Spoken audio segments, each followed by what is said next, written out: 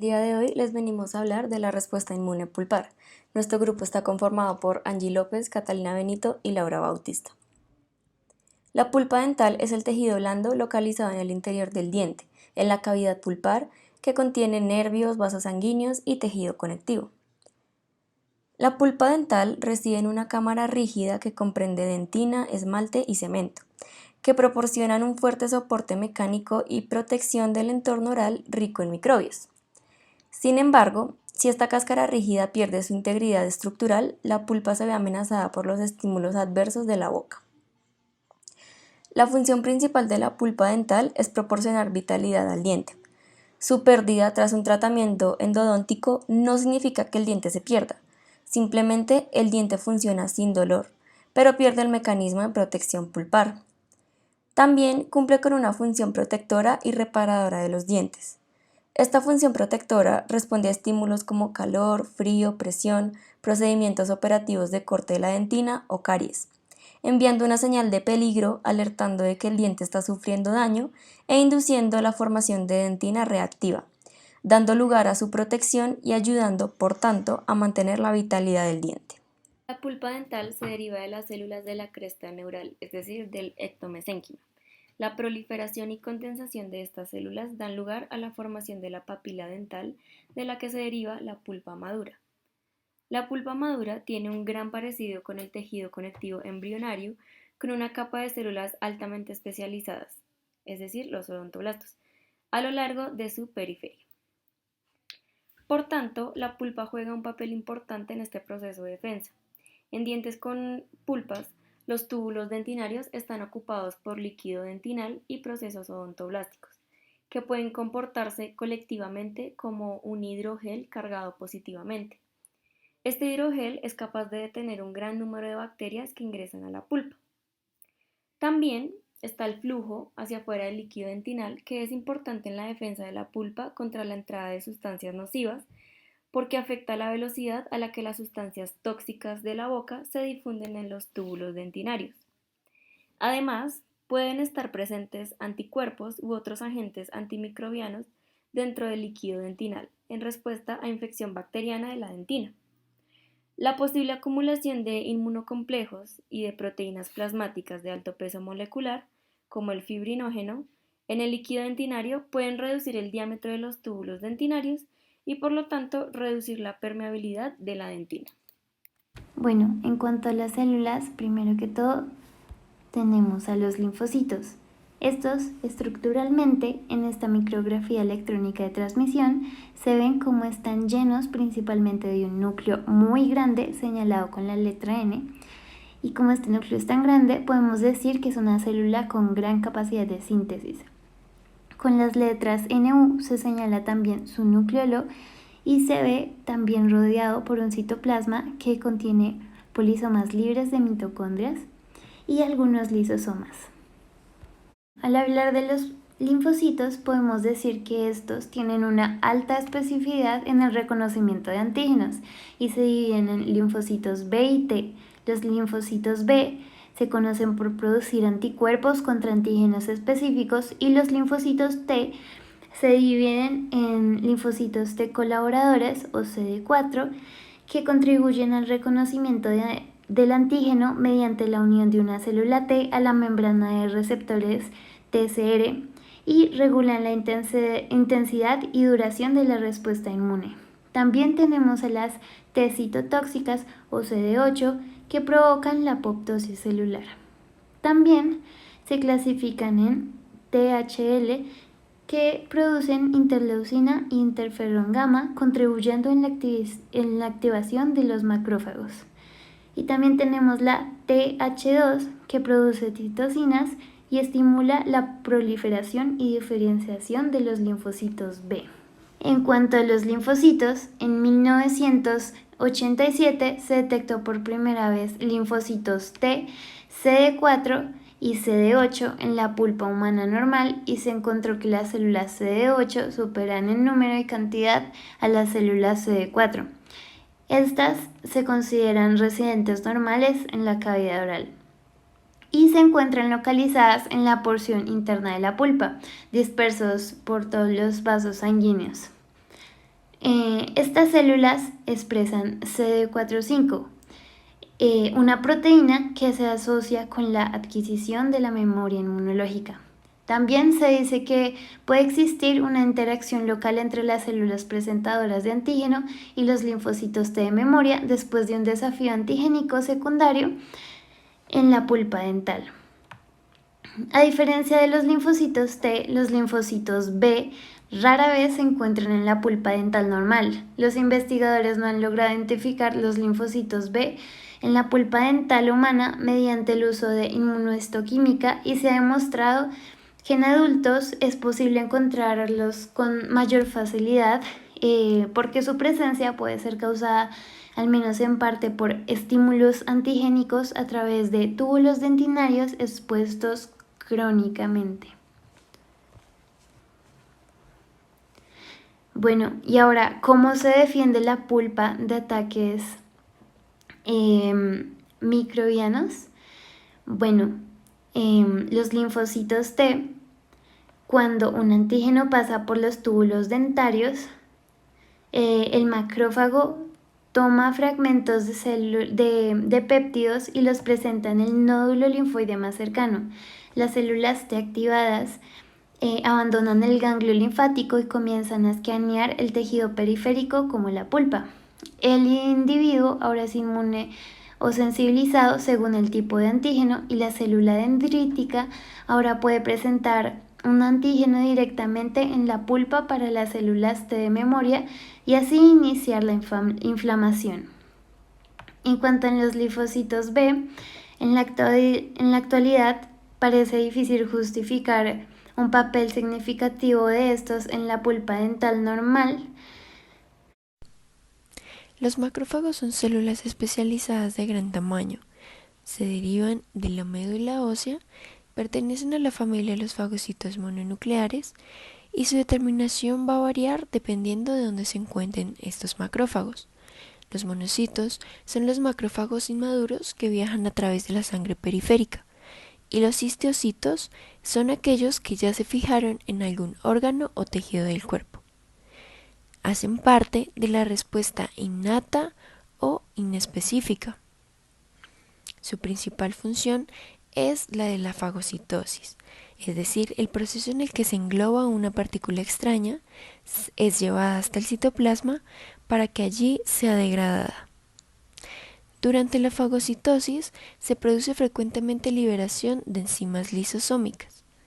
En cuanto a su forma, tienen un núcleo redondeado y abundan en mayor cantidad los lisosomas.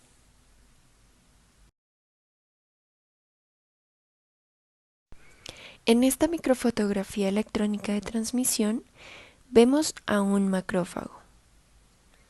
Podemos ver la presencia del nucleolo, que es el que estamos señalando, así como del núcleo.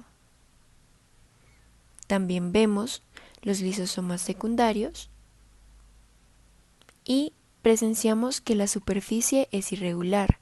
Esto es debido a la presencia de prolongaciones citoplasmáticas que están en relación con su función de fagocitosis y endocitosis.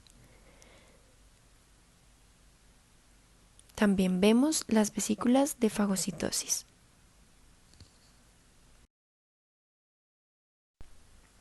Ahora veremos cómo defiende la pulpa. Inicialmente se activa la inmunidad innata o inespecífica. Esta inmunidad natural se inicia cuando sus células efectoras reconocen mediante los receptores Toll-like o receptor TLRS, va a reconocer mediante las células efectoras algunos determinados patrones moleculares inespecíficos presentes en las bacterias. Es ahí donde vemos que el macrófago va a reconocer mediante sus receptores a la partícula extraña. Y ahí ya la está fagocitando. Presentadoras de antígeno, es necesario primero mencionar la región del complejo mayor de histocompatibilidad o MHC por sus siglas en inglés. Estos son genes cuyos productos son expresados en la superficie de las células del sistema inmune. Este codifica moléculas de trasplante como la clase 1 y moléculas de clase 2, pero en este caso nos compete hablar de las moléculas de clase 2. ¿Pero para qué sirve esta molécula? Las moléculas MHC de clase 2 se expresan solo en la superficie de las células presentadoras de antígeno, como macrófagos, células dendríticas y linfocitos B, y sirven para presentar péptidos procedentes de antígenos exógenos a los linfocitos T. Te explicaré rápidamente con mayor detalle. Los linfocitos T se activan solo cuando reconocen las señales de peligro emitidas por otras células. Así, por ejemplo, una célula inmune que ha encontrado un patógeno presentará en su superficie fragmentos, es decir, péptidos, del antígeno para que puedan ser detectados por los linfocitos T. Para ello, es necesario que estos péptidos estén unidos a una molécula que se conoce como la molécula MHC de clase 2. Estas moléculas sirven para ayudar al sistema inmune a diferenciar entre lo propio y lo ajeno.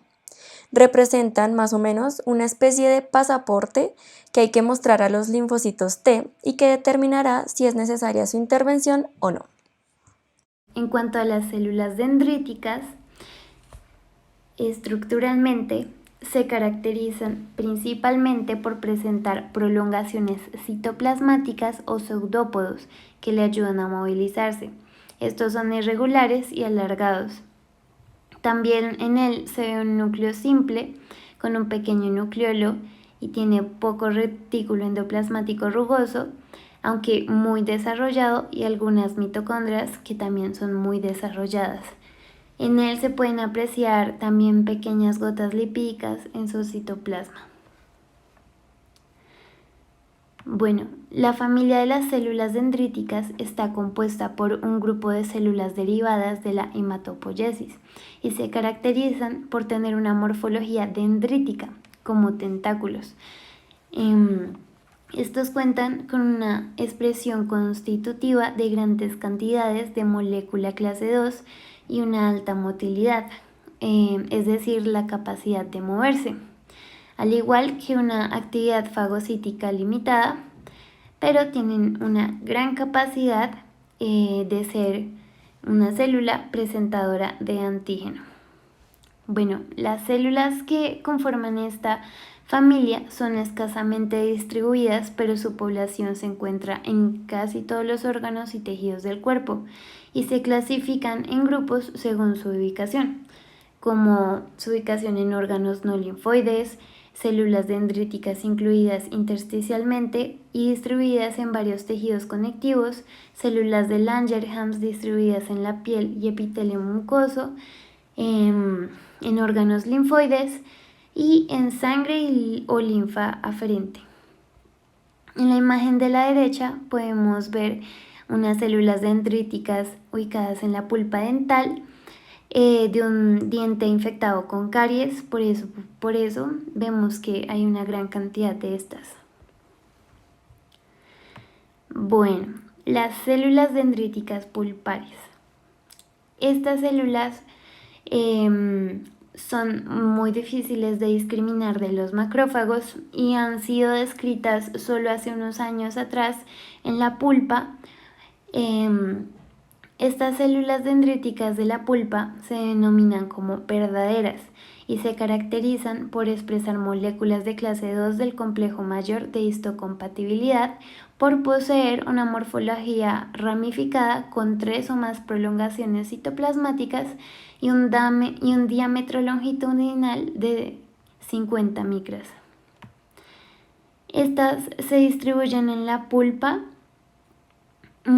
configurando un retículo y se ubican principalmente en 2 áreas donde en estas se acumulan. Primero está la región perivascular, que es la zona más interna de la pulpa, la podemos ver a la derecha, y la región parodontoblástica, que es la zona más externa de la pulpa, y en esta las células dendríticas van a tener una relación muy estrecha con los odontoblastos. Bueno, ¿y cómo defiende a la pulpa esta célula? Bueno, su función radica en la participación en el proceso de iniciación de la respuesta inmunológica primaria. Primero, las células capturan los antígenos con ayuda de sus prolongaciones citoplasmáticas. Después procesan estos microorganismos. Luego de esto migran a ganglios linfáticos regionales a través de los vasos linfáticos y una vez ya están allí, estas maduran y se convierten en potentes células presentadoras de antígeno y finalmente exponen el antígeno a las células linfoides tipo B. La permeabilidad dentinaria o presión del fluido dentinario es uno de los mecanismos efectores de la respuesta inmune innata pulpar. Existe una barrera entre la comunicación de la dentina con la cámara pulpar. Como sabemos, existe la unión dentino-pulpar y entre ellos existen los túbulos dentinarios, que van a contener el fluido dentinario, el cual simplemente es un transudado del plasma sanguíneo. Pero ¿qué sucede? Muchos de los microorganismos toman como vía de acceso la cámara pulpar a los microtúbulos. Entonces, estos microtúbulos van a reaccionar de una forma inespecífica, ya que es la primera barrera. Este fluido dentinario va a tomar una consistencia muy espesa para que los microorganismos no puedan atravesar de manera eficaz. De igual forma, dentro de lo que es el fluido dentinario está presente la inmunoglobulina G. Esta inmunoglobulina G se va a encargar también de no dejar pasar a los microorganismos, como por ejemplo el Streptococcus mutans. El mecanismo de defensa son los neuropéptidos pulpares y la inflamación neurogénica. Pero antes de entrar en materia, definamos algunos conceptos. Un neuropéptido son cadenas polipeptídicas de 3 a 100 aminoácidos y hasta 50 veces más grande que los neurotransmisores clásicos. La sustancia P es un neurotransmisor implicado en el aumento de la respuesta inflamatoria y la sensibilización nociceptiva. Y los nociceptores son las únicas neuronas con la capacidad de responder a estímulos que están lesionando un tejido u órgano de nuestro cuerpo. Los neuropéptidos son bien conocidos por su papel en la inflamación neurogénica y en los procesos de inflamación pulpar, los cuales están determinados en un porcentaje muy alto por la acción de la sustancia P. La inflamación neurogénica, entonces, es el resultado de la liberación de neuropéptidos, los cuales provocan alteraciones en la permeabilidad vascular de la pulpa dental. Gracias a ellos, la sustancia P provoca una vasodilatación y una contracción de la célula endotelial, aumentando la concentración de proteínas plasmáticas y dándose así la inflamación. Estos efectos son mediados por la proteína G asociada al receptor NK1. Bueno, ahora hablaremos del mecanismo efector de las citocinas innatas. Estas son producidas por las células de la inmunidad innata y cuando se forman conjuntos de estas citocinas, tienen efectos sobre otras células del mismo sistema. Las células inmunes liberan una gran variedad de estas citocinas.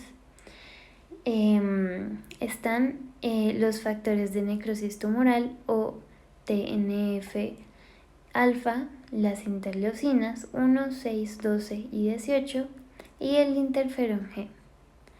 Algunos procesos que se dan entre estas moléculas son, pues primero tenemos la interacción entre la TNF-alfa y la interleucina 1, que estimulan la extravasación por diápesis de las células fagocíticas. También otra interacción podría ser las interleucinas 12 y 18 que estimulan la liberación de IFNG. También tenemos la interleucina 6 que estimula la síntesis y liberación de las proteínas reactantes de la fase aguda, así como la formación de neutrófilos a partir de sus progenitores en la médula ósea. En cuanto a las citocinas innatas, en la pulpa normal y sana se han encontrado interleucinas 1, 1A, 4, 6, 10, 18 y IFNG, que como función de algunos que son capaces de activar las células inflamatorias y regular la activación y el crecimiento y diferenciación de linfocitos y también median esta inmunidad natural. Las quimioquinas son proteínas citoquinas que van a inducir lo que es la quimiotaxis. La quimiotaxis es el perseguimiento de los antígenos. Dentro de estas quimioquinas encontramos la CCL2, la CXCL12 y la CXCL14, quienes van a llamar o inducir a las células dendríticas para que se cumpla la quimiotaxis. La inmune innata inespecífica de la pulpa participa en una gran cantidad de factores humorales: el sistema de complemento, la proteína C reactiva, la lisozima y los interferones, entre otros. El sistema de complemento es una cascada enzimática que ayuda a defenderse de las infecciones. Muchas proteínas del complemento se encuentran en el suero como precursores enzimáticos inactivos. Otras residen en las superficies celulares y estas tienen dos vías de activación: la clásica y la alternativa. La proteína C es una proteína pentamérica sintetizada principalmente por los hepatocitos en respuesta a procesos infecciosos, inflamatorios y de injuria tisular. Y por último, las lisosimas, que es una enzima lítica y proteína catiónica pequeña que daña o mata a las bacterias al alterar las membranas bacterianas y al activar las enzimas autolíticas en la pared celular bacteriana. La lisosima es secretada por glándulas submucosas, neutrófilos y macrófagos. Ahora les hablaremos sobre las agresiones que producen la respuesta inmune pulpar. Primero les hablaremos sobre agresiones bacterianas. Al ingerir alimentos altos en azúcares y carbohidratos y tener poca higiene oral, estamos creando un ambiente habitable a bacterias gram positivas que contienen enzimas como la glucosildtransferasa, aumentando el crecimiento del biofilm oral, permitiendo la unión de bacteria y bacterias malte. Bacterias como el Streptococcus mutans, Actinomyces y Lactobacillus que se desarrollan en la placa supragingival, que transforman el pH neutro a ácido formando el proceso de cariogénesis.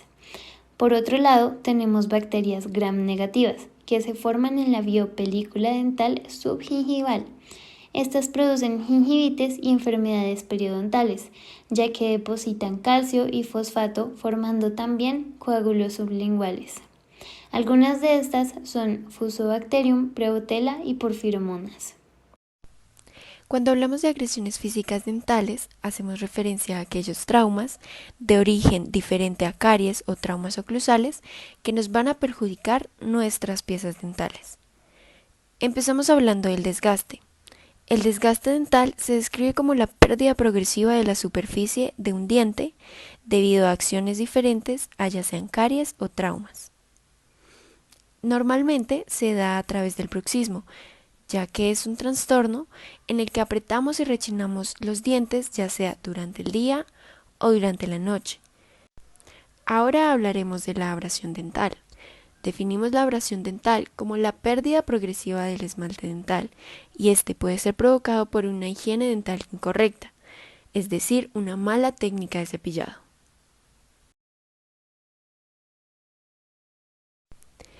La erosión dental la podemos definir como el desgaste del esmalte dental causado por el contacto frecuente y prolongado de los dientes con agentes ácidos.